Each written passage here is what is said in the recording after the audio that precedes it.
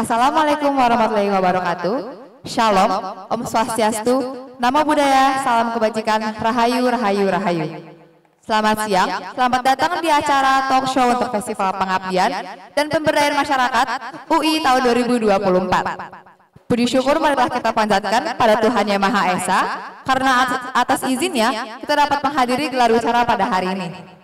Perkenalkan, saya Naura, mahasiswi FIB Program Studi Rusia Angkatan 2023 yang akan memandu acara talk show hari ini. Gelar wicara siang ini disponsori dan disupport oleh Bakti BCA, Komunitas Pengusaha Tangan di Atas, Rumah Cinwa, Wings Food, Sanggar Budi Rahayu, Ayo Diapala, Komunitas Seni Karawitan Jawa, Sekar Widya Makara Universitas Indonesia, Wayang Sinema, Sanggar Panji Laras, dan Tangan Emas Production. Kami, seluruh panitia PPM UI 2024, berterima kasih kepada para sponsor dan semua pihak yang telah membantu dan mensukseskan acara pengabdian dan pemberdayaan masyarakat UI 2024. Langsung saja kita masuk ke mata acara utama, yaitu sesi diskusi hasil pengabdian dan pemberdayaan masyarakat tim Pengmas UI. Gelar wicara hari ini dengan topik Health Tech, Revolusi Digital untuk Hidup Sehat, akan dipandu oleh Bapak Profesor Dr. Apoteker Anton Bahtiar dari Fakultas Farmasi, sebagai moderator juga dengan narasumber-narasumber kita, yaitu Dr. Sigit Mulyono, SKPMN dari Fakultas Ilmu Keperawatan, dan Dr. Andi Ade Wijaya Romlan, SPANKP dari Fakultas Kedokteran. Forum diskusi selanjutnya akan dipandu oleh moderator. Kepada moderator kami persilahkan. Baik, terima kasih Saudari MC atas introduction-nya. Ya baik, kita langsung saja ya. Terima kasih atas kehadiran dari narasumber hari ini. Dengan topik revolusi digital untuk hidup sehat ya. Narasumber pertama adalah Bapak Dr. Sigit Mulyono, Sarjana Keperawatan, Magister of Nursing. Kemudian yang kedua adalah narasumbernya Dr. Andi Ade Wijaya Ramlan, spesialis anestesi, konsulen anestesi pediatrik ya. Ya baik, langsung saja yang ke narasumber yang pertama ya ke Pak Sigit ya, terkait kegiatan pengabdian masyarakatnya. Dimulai mungkin dari latar belakangnya, mungkin apa latar belakang dari pengabdian masyarakat yang Bapak lakukan itu apa saja ya Pak? Silakan Pak. Baik, terima kasih Prof. Anton ya. Beberapa pengabdian masyarakat yang sudah saya lakukan ya, yang terakhir sih terkait dengan penanganan masalah kesehatan yang sedang ngetren saat ini, yaitu tentang penanggulangan bullying ya pada anak remaja ya. Tapi sebelumnya saya juga sering ya mendapatkan grant pengabdian masyarakat, tapi lebih banyak menggunakan teknologi ya. Pernah terkait dengan bagaimana mencegah atau mengurangi rokok pada anak remaja ya, saya juga menggunakan teknologi juga ya, dan ya lain-lainnya karena bidang saya adalah kesehatan sekolah ya, dimana kesehatan sekolah itu lebih kepada behavior formation ya. Jadi pengabdian masyarakat yang tertarik ya itu kaitannya dengan bagaimana menggunakan teknologi untuk meningkatkan atau membentukkan perilaku kesehatan ya. Nah, yang terakhir saya dapat itu kaitan dengan juga bullying, tetapi levelnya menggunakan teknologi metaverse ya, yang sekarang sedang saya galakkan ya, karena masalah remaja ini juga sering karena masalah teknologi, karena dia tidak banyak melakukan sosial ya, jadi penanganannya juga menggunakan teknologi dengan menggunakan teknologi metaverse, sehingga secara berkelompok bisa kita trigger cara komunikasinya. Itu mungkin ya beberapa yang bisa saya sampaikan. Ya baik, terima kasih. Sangat menarik ya tentang bully ya, karena lagi banyak sekali berita-berita gitu ya. Kemarin sampelnya itu dari sekolah mana ya Pak? Karena kan kalau yang di berita itu yang high class, sekolah yang high class ya. Kalau yang sampel Bapak dapatkan itu yang sekolah yang mana gitu? Ya, sampel yang saya ambil adalah sekolah yang di Depok yang tinggi kejadian bullyingnya ya. Mungkin saya tidak sebutkan nama sekolahnya karena takut ternyata ya. Sama, saya lagi riset yang kedua ini juga takut belum dapat izin yang satu sekolah karena nanti saya jadi sekolahnya jadi jelek gitu ya. Ya, jadi intinya adalah sekolah yang ada track record masalah bullying. Ya. Nah, dengan melakukan pendekatan kepada sekolah, ya gitu. Ya. Oh gitu, berarti di Depok ada banyak sampel, saya juga baru tahu gitu.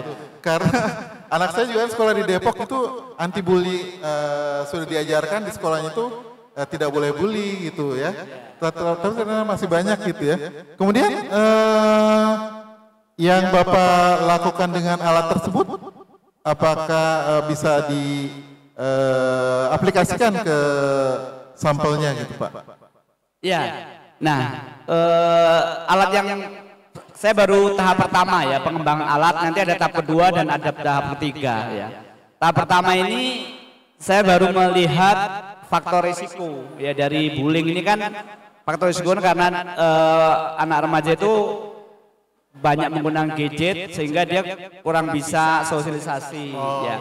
Yang kedua stres ya, karena stres jadi cepat naik darah gitu. Aplikasi yang saya terapkan pertama itu bagaimana kita menggunakan teknologi untuk mengukur tingkat stres ya. Nah, yang kedua bagaimana anak yang stres itu menggunakan teknologi VR ya untuk bisa mereduce stres ya. Jadi VR ini kayak model teknologi media 3 dimensi yang kita bisa pakai kacamata itu. Nah, anak-anak dicoba untuk mereduce stres ya, sampai kadang-kadang mereka tertidur tuh. Ya. Nah, dari situ baru kita lanjutkan untuk memberikan edukasi ya gitu. Ya, itu yang. Nah, yang selanjutnya alat yang saya kembangkan adalah nanti akan mendeteksi stresor langsung. Jadi stresor itu bukan saja bisa dilihat dari wawancara, tetapi dengan face recognition juga bisa kita baca. Ya sekarang kan teknologi face recognition kan lagi ngetren ya. Nah itu nanti menggunakan face recognition bisa ngebaca dengan cepat apakah anak dalam keadaan stres atau enggak gitu. Nah yang ketiga adalah intervensi nanti ya, itu mungkin. Oh jadi kompleks juga ya berarti alatnya ya. Mulai pengenalan terus diolah gitu ya, lalu diimprove. Oh iya. Sekarang sampelnya jadi hanya satu sekolah gitu jadinya? Ya, atau? Enggak, sampelnya itu kita menggunakan, kalau yang tahap pertama menggunakan 2 sekolah. Oh iya. Itu untuk tahap assessment ya. Nah, udah proyek kedua kita tetap 2 sekolah. Nah, untuk yang intervensi ya, untuk yang terapi lebih kepada mendevelop ya behaviornya itu menggunakan 4 sekolah ya, rencana menggunakan sampel 4 sekolah di daerah Depok aja sih ya. Jadi ini targetnya yang pelaku bulinya atau yang menderita, yang menjadi objek bulinya gitu ya. Nah sebenarnya kalau yang bullying itu sendiri kan ada yang baru ya, artinya yang dia berisiko, ada juga yang sudah pelaku bullyingnya. Nah target kami mencegah, jadi mereka yang berisiko bullying itu kita assess ya, kita lihat tingkat stresornya, kita lihat permasalahannya, baru kita intervensi supaya dia tidak membuli orang dan juga melakukan edukasi juga sih ya. Nah yang sudah terjadi dia membuli ini, nah itu biasanya pendekatannya dengan model konsultasi ya, nggak bisa dengan alat karena dia sudah kronis istilahnya ya. Yang kita sasar adalah pencegahannya. Pencegahannya. Baik kita sasar pencegahannya. Ya baik. Kemudian berarti ini alatnya masih dalam tahap belum full ya Pak, atau sudah bisa dijual di pengembangan ini? Ya. Alatnya ini yang versi pertama untuk reducing stress itu sudah jadi dan sudah kita coba ya beberapa sampel dan sudah kita pamerkan ya. Pengunjung juga merasakan sih bahwa kalau kita menggunakan alat itu seperti kita di alam ya, alam yang sejuk, alam yang damai. Kemudian Di dalam alat itu juga ada guidance hipnosisnya juga. Ya, jadi di hipnosis dengan guidance melalui virtual yang kita develop di situ. Nah, kadang-kadang bisa tertidur itu. Nah, itulah stresnya yang ya menurun dia gitu. Ya baik, menarik sekali. Kemudian apakah ada mitra yang sejalan dengan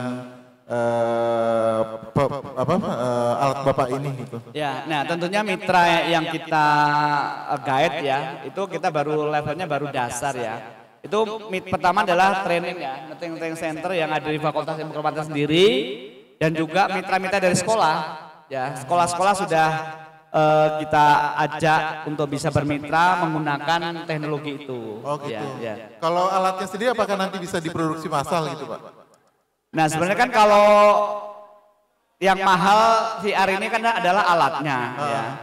Yang kalau yang bentuk aplikasinya itu sebenarnya sih bisa kita sebar di web ya. Nah nanti terserah apakah bisa menggunakan Android ataukah menggunakan VR. Kalau VR itu kan lebih mahal tetapi tampilannya lebih bagus.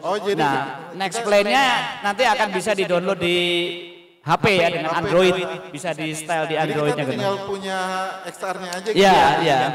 Ya, kita tinggal XR-nya aja. Itu jadi nggak harus alat khusus ya? Jadi yang software di download di HP gitu ya? Ya, nanti akan download di HP. Sebenarnya sih bisa, di komputer juga bisa, di HP juga bisa. Tapi tampilannya tidak sedahsyat yang VR ya, karena dia benar-benar tertutup ya. Baik. Mungkin yang terakhir kendalanya apa ya Pak untuk pengembangan produk Bapak ini? Inovasi. Sebenarnya kalau setelah teknologi itu bisa ya. Kita itu sudah banyak yang pinter ya mendevelop teknologi VR itu. Kendalanya adalah alatnya memang mahal. Kalau memang benar-benar reality virtualnya itu bagus, ya alatnya itu mahal. Alatnya sekarang yang paling murah kan sekitar 3 juta. Ya. Yang mahal tuh beda 10 juta ya. Tetapi tidak menutup kemungkinan itu bisa digunakan dengan di-download di Android sebenarnya ya. Nah, kendala lain ya sepertinya ya kita harus menggandeng mitra yang lebih banyak lagi ya dan mengembangkan ke arah intervensi yang itu yang akan kita capai ya. Ya, baik. Ya, cukup menarik sekali ya ini karena sedang ya aksi bullying ini. Terima kasih Pak, nanti mungkin semoga berkembang. Ya, mungkin selanjutnya kita beralih ke narasumber yang kedua yaitu Ibu Dr. Andi Ade Wijaya Ramlan, spesialis anestesi, konsulen anestesi pediatrik ya. Kalau yang saya kenal Ibu inovasinya yang ventilator itu ya atau apa ya? Mungkin Pak Ibu bisa jelaskan yang terkait pengmas Ibu ya. Kali ini latar belakangnya apa? Silakan Dok. Baik, terima kasih Prof. Dari kami sebenarnya ada 2 Prof. Waktu itu yang kami bekerja sama dengan Departemen Teknik ya, Teknik Biomedik itu membuat ventilator pada saat COVID. Karena pada saat COVID itu kan kita tahu kita banyak butuh ventilator ya. Dan ventilator yang memang sudah ada itu satu mahal, yang kedua jumlahnya terbatas. Karena semua orang jadi rebutan ventilator itu. Mau punya uang pun belum tentu bisa beli. Iya betul. Sehingga akhirnya dari Departemen Teknik ya, Teknik Biomedis itu menciptakan satu ventilator sederhana yang sebenarnya cukuplah kalau dia, memang kita tidak berbicara mengenai ventilator ICU yang sophisticated gitu, tapi memang ventilator sederhana yang bisa kita pakai untuk sebagai bridging. Sementara pasien itu menunggu ICU atau paling tidak dia dibantulah nafasnya gitu ya, supaya enggak yang benar-benar fail gitu nafasnya. Jadi dibuat itu, kemudian kita sudah melakukan uji klinis juga. Uji klinisnya itu ada berapa tahap. Jadi kan waktu COVID itu kan booming ya, banyak semua orang sepertinya menciptakan ventilator gitu. Cuman yang dari UI ini kita mencoba untuk menciptakannya itu dengan yang sesuai dengan kaidah-kaidah ilmiah juga ya, keselamatan pasien juga ya, dan memang teknologinya bukan sekedar teknologi mekanik tapi juga teknologi yang itu pakai pneumatik gitu ya, sehingga sebenarnya kalau mau dikembangkan bisa banget gitu. Dan kita juga melakukan uji klinik yang sesuai gitu, seperti kita melakukan uji klinik ke paru-paru hewan untuk melihat dia rusak nggak nih kalau paru-parunya kalau misalnya itu. Kemudian baru kita melakukan uji coba ke pasien. Jadi kita sudah melakukan melalui tahapan-tahapan ya, dari uji coba spek mesinnya, kemudian ke binatang. Dari binatang kita coba dulu ke simulator. Dari simulator, begitu dari simulatornya udah bagus, baru kita mencoba ke pasien. Dan alhamdulillah waktu itu ada 10 pasien yang dicoba itu lumayan gitu. Memang nggak bisa kalau untuk pasien yang sudah berat sekali, memang nggak bisa. Gitu. Oh, yang menengah ya? Iya, jadi pasien-pasien yang membutuhkan bantuan assisted jadi ya. Jadi bukan yang benar-benar udah berhenti napasnya harus dibantu total, enggak.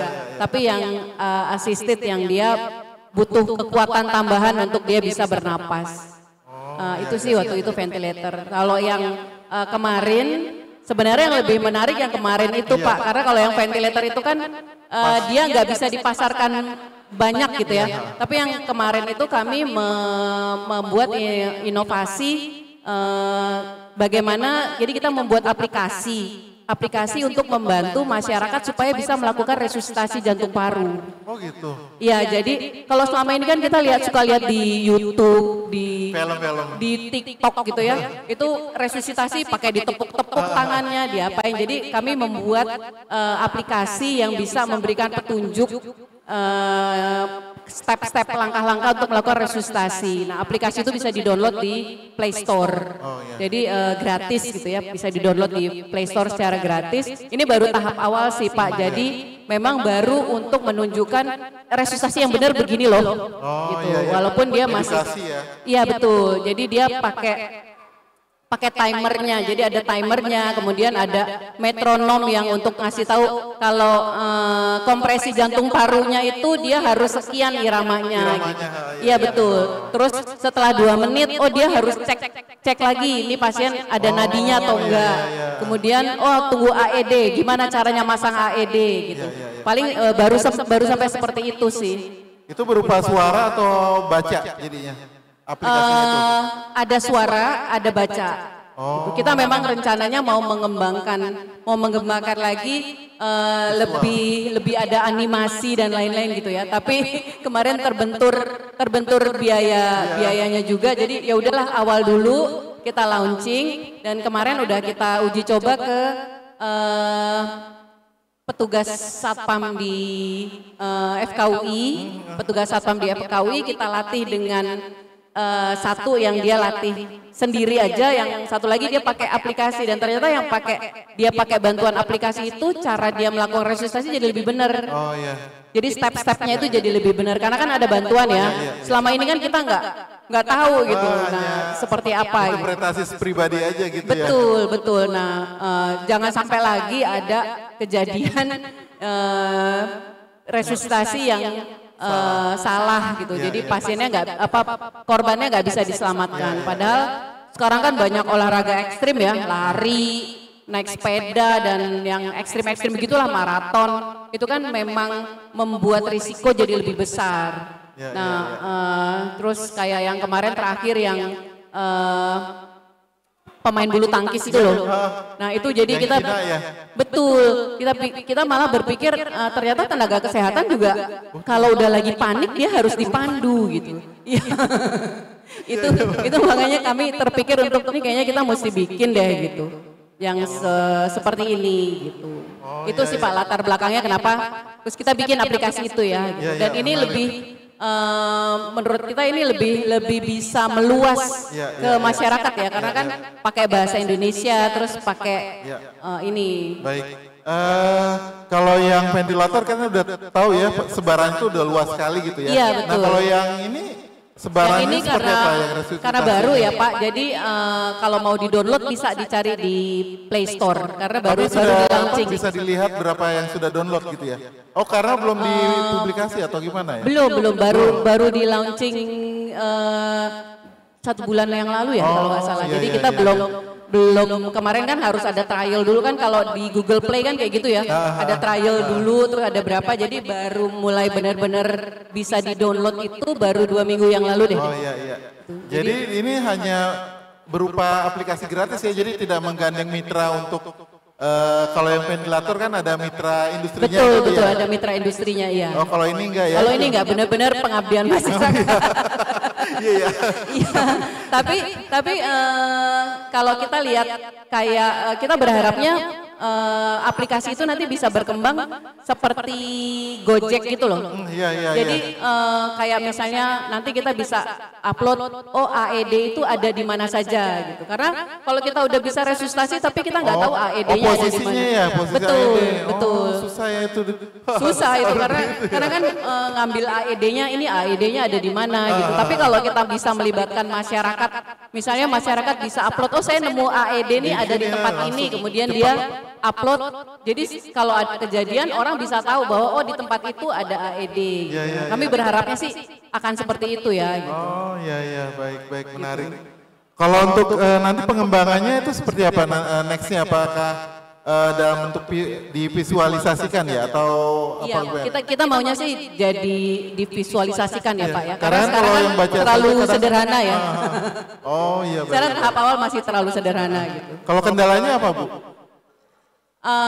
Kendalanya itu karena kami orang, ya Bapak tahu sendiri ya, kita kan orang bukan sibuk sih sebenarnya, tapi kita orang klinis gitu, kita nggak tahu ini aplikasi gimana ya, cara bikin aplikasi gimana ya. Jadi memang kami mendapat bantuan dari mahasiswa elektro ya. Dia yang malah memvisualisasikan itu menjadi satu program aplikasi. Jadi kita cuma bilang ini harusnya begini, ini sekian detik, ini sekian menit harus pindah ke sini, ini sekian ini harus pindah ke sini. Jadi kami yang bikin bisnis prosesnya, kemudian diterjemahkan ke dalam aplikasi. Baik. Hal ini sebenarnya lebih sederhana ya, Prof ya. Ya baik, sangat menarik sekali ya. Jadi memang semua kegiatan nanti bisa didigitalisasi semua gitu ya. Betul. Untuk membantu masyarakat. Kami juga sedang mengembangkan ini nih Prof. Jadi terkait dengan CPR lagi, kembali terkait dengan resusitasi. Kan kita nggak tahu nih resusitasi kita berhasil atau tidak berhasil gitu. Maksudnya berhasil itu ini resusitasi kita nih bagus apa enggak sih gitu. Apakah resusitasi orang awam itu bisa sebagus kalau dokter anestesi yang resusitasi gitu. Nah itu kita lagi mengembangkan, jadi kayak alat gitu ya, kayak sebesar kartu kredit gitu. Jadi kalau kita melakukan resusitasi itu bisa ditaruh di dada pasien, kemudian kita resusitasi dia bisa memberikan sinyal bahwa ini kurang loh, ini kurang kenceng loh, ini kurang tekan nih gitu. Oh iya ya, jadi karena ya kita nggak tahu betul kan kita kan sembarangan aja ya gitu. Iya. Walaupun misalnya tapi kan kita kurang push hard push fastnya itu kan mungkin belum. Jadi alat itu tuh berdasarkan sensor tekanan gitu ya. Jadi dia bisa ngasih tahu ini terlalu ke kanan, ini kurang dalam nih ya. Gitu. Jadi menarik ya. Tapi itu masih panjang tuh karena susah ternyata. Iya. Ada hitungan-hitungannya yang kita bekerja sama dengan departemen teknik ya. Teknik, oh iya baik. Ya. Jadi mitranya teknik ya Ibu ya, karena lebih banyak ke alat ya. Lebih banyak ke alat, betul, alat medis gitu jadi. Iya. Ya baik, sangat menarik sekali ya. Mungkin saya. Kalau yang jadi untuk yang sinergis enggak ini ya. Untuk yang alat Ibu itu lebih ditekankan tadi rencana untuk ke masyarakat ya. Apakah nantinya mau di sampelnya itu ke masyarakatnya itu kapan itu? Kita sebenarnya udah mencoba ya, Prof ya. Tapi masyarakat yang kita ambil itu kita cobanya ke satpam.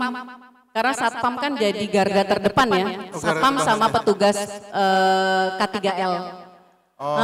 Itu kan jadi garda terdepan kita ya, karena mereka 24 jam berada di situ gitu.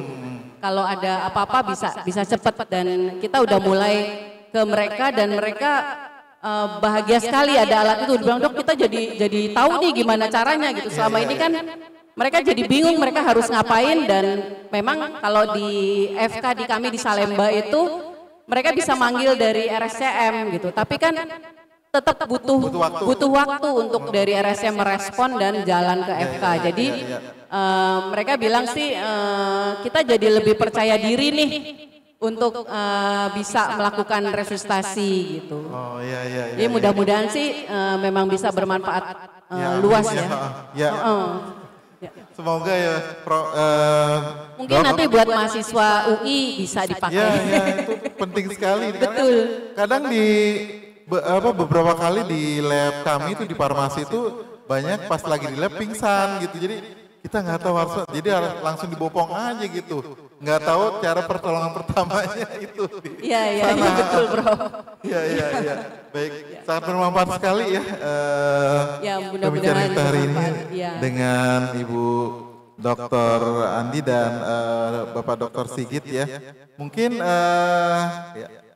ya kita sudah ada tanda. Ya baik, sebelum kita akhiri mungkin saya rangkum ya untuk yang revolusi digital untuk hidup sehat hari ini telah dikembangkan oleh Bapak Dr. Sigit anti bullying ya yang berupa VR ya, yang sampel-sampelnya itu untuk yang targetnya itu adalah anak-anak sekolah ya. Semoga nanti bisa dikembangkan lebih lanjut. Kemudian yang kedua adalah alat CPR ya, mungkin yang lebih sederhana ya, CPR dari Ibu Dr. Andi ya, yang target itu untuk awam ya, bagaimana bisa awam memberi pertolongan pertama pada pasien-pasien yang sebelum sampai ke rumah sakit ya. Ya baik, mungkin itu saja. Terima kasih. Saya ucapkan kepada Bapak Dr. Sigit Mulyono dan Ibu Dr. Andi ya atas share ilmunya ya, itu sangat bermanfaat sekali yang mungkin nanti yang mudah-mudahan juga akan mengembangkan mungkin ya, mulai mengembangkan dengan pola pikir yang sama gitu. Terima kasih. Saya tutup acara hari ini. Assalamualaikum warahmatullahi wabarakatuh.